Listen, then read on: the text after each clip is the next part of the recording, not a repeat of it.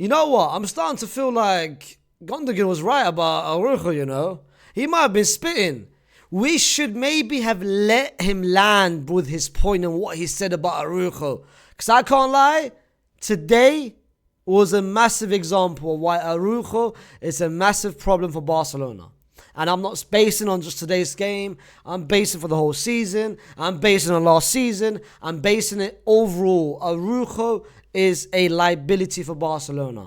Let's have this conversation. You guys might call me biased because it's coming from a Madrid perspective, but you guys know me. When I compliment, I compliment, and when I criticize, I criticize. And I've said it now. I've said it since the beginning of the season. I said it since last season. I do not see Araujo as an important figure for this Barcelona team. Listen, let's take a timeline after timeline. Araujo, when he first came in to Barcelona, he was this incredible talent in terms of beast, physical. He locked up Vinny a couple times, and the pace combined it with the physical attributes. It was good.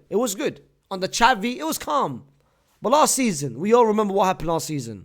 We all remember what he did against Paris Saint-Germain. Someone who is the club capitan, someone who is one of the leaders. He let Barcelona completely down last season. And the worst thing about it is not what he did, it's what he said after the game. He did not take accountability at all. He started putting fingers and started putting blames on other reasons on why Barcelona lost against Paris Saint-Germain. He never said, you know what, guys, it's on me. Guys, I let you guys down. Guys, it's my fault. He never took a single accountability. And Gondogan said it himself. Gondogan basically said, listen, you have to do better. You were the reason why we lost. And Araujo took it on an emotional standpoint. He said, you know what? Don't talk to me like that. X, Y, and Z, it's not my fault. Araujo went onto this bitter ex-girlfriend mode, which he should have never done. And now, this season, under Hansi Flick, this new system, he wants his two centre-backs to basically have the ability to ball play. He wants the two centre-backs to be comfortable on the ball. Araujo have showcased so many times this season that he's not that person in terms of the ball playing. He isn't very comfortable on the ball, and he isn't someone that Barcelona can rely on in terms of finding the pass in between the middle, finding the switch, the diagonal switch. He is not comfortable on that front. The high line, he's been caught off a couple times. Because in terms of IQ, he's still not there in the sense of Inigo Martinez or in the sense of Kubasi. The only thing that he beats both Kubasi and Inigo is pace.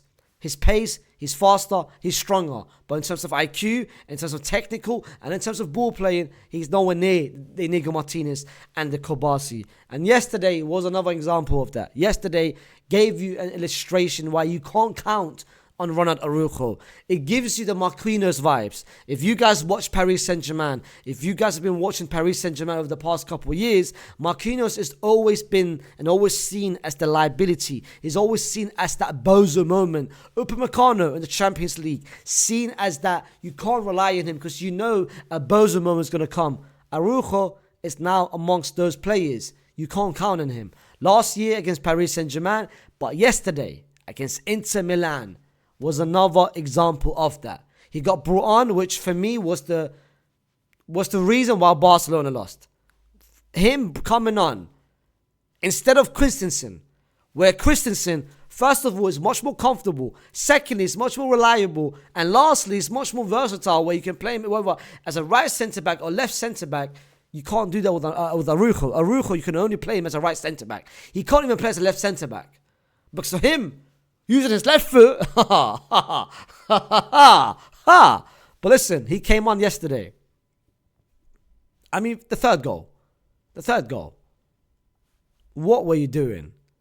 You were so late. You didn't read the play, and you let a 57-year-old Acerbi score against you, where you should have been the one to have won that duel. You should have been the one to have won that tackle and to have managed to block him.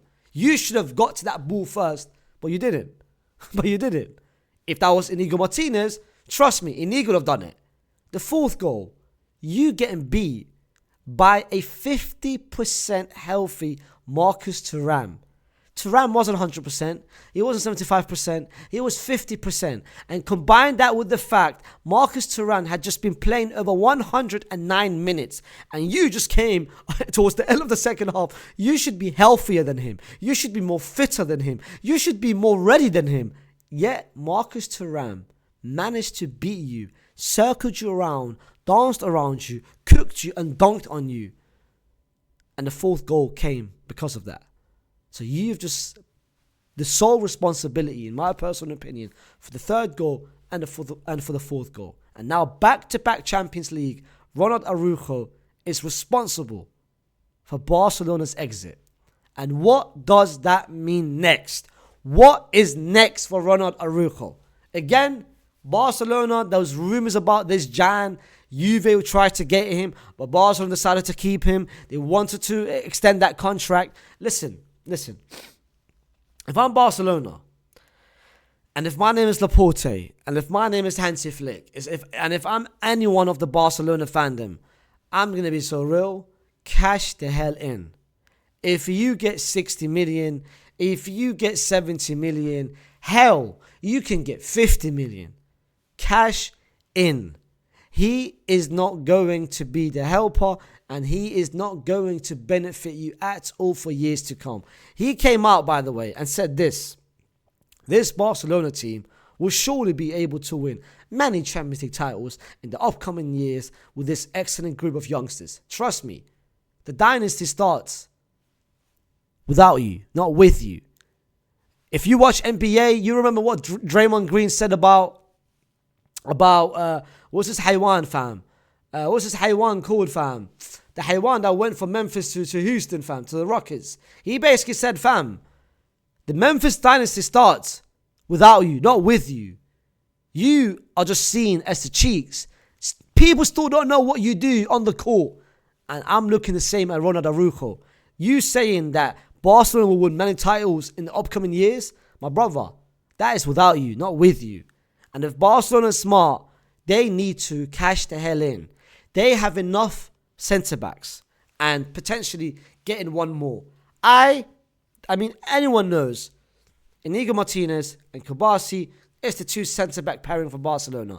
They complement each other perfectly, whether that is defensively, going forward, the ball playing, the IQ, the technical, everything about it. Combine that with Christensen. If Barcelona had a decision, because I've seen the reports that they are prepared to offload Christensen might most likely will be leaving as a free agent or whatever it is. If they had the option to keep Christensen, or the decision whether Christensen, Araujo, is a simple decision. Eric Garcia, Araujo, it's a simple decision. And if they want to get another centre back, it's a simple decision. You have to offload him. He, first of all, isn't a leader. He, secondly, isn't a player that you can count on. And thirdly, he isn't someone that can change the game for you. If you wanted someone, other players are there for you. Araujo, for me, is an absolute liability. I said it beginning of the season when I did a live stream. And I said that don't be surprised that in the next 2 years, Ronald Araujo would not be a Barcelona player. And everyone looked at me crazy. Everyone said, are you absolutely insane? When I had to rank Madrid centre-backs and Barcelona centre-backs, and Araujo was like 6 or 7 in my down my list, I have never rated him. That highly. He's good, don't get me wrong. He's good, he's a good utility player. But that's the most he is. Emergency substitute. If you have to count on him to change the game, to start the game, to lead the team, you are using him absolutely incorrectly.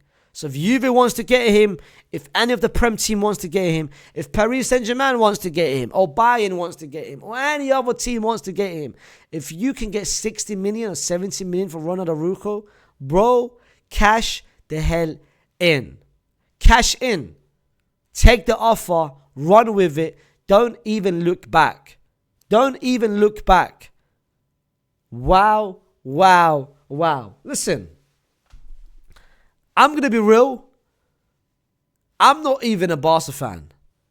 I love the fact what happened yesterday. That was the greatest hate watch of all time. That was for me bigger than 8-2. And that was bigger. As crazy as it sounds, that was bigger than 4-0. Bigger than Liverpool 4-0. Yesterday meant something to me. It meant something to me. Combined with the fact that this season is bad. Anyway, it meant something to me. But if you watch this team and you wanted this team to win a treble, Barca fans, and you had Araujo doing what he did yesterday, and combined with what he did last year, this guy's a liability, man. This guy's an absolute liability. And with liabilities, you know what time it is. You know you can't count on them. You know you have to release them. And you know you have to get rid of them. And this is what I'm saying. If Barcelona's smart, cash in him, get someone else, get a replacement, use the money on a right back, on a left back, or even as a fourth choice centre back. Because I would have more faith in Christensen and Eric Garcia. You know what? Slap Sandro Dominguez as well, fam. If you know Sandro Dominguez, the young centre back, slap him in there as well. If you want to get Jonathan Tah, slap him in as well. If you count on Araujo for the upcoming years, you are getting it completely wrong. But listen, let me know down in the comments, Barca fans. Let me know how you guys feel about Araujo. Let me know how you feel about Araujo, what you want of him, what the next steps of him. Do you want to keep him? Why? Do you want to sell him? I'm not surprised. Put down in the comments. Don't forget to like the video. Don't forget to subscribe to the channel. And I'll see you tomorrow with another episode of the La Liga News Show. And trust me, there is so many things to cover, so many things to mention, so many things has happened, and we have to talk about them. And one of them includes Barcelona, what happened yesterday, and what happened to Real Madrid, because the news has just come out, and it's crazy. I'll see you tomorrow, though.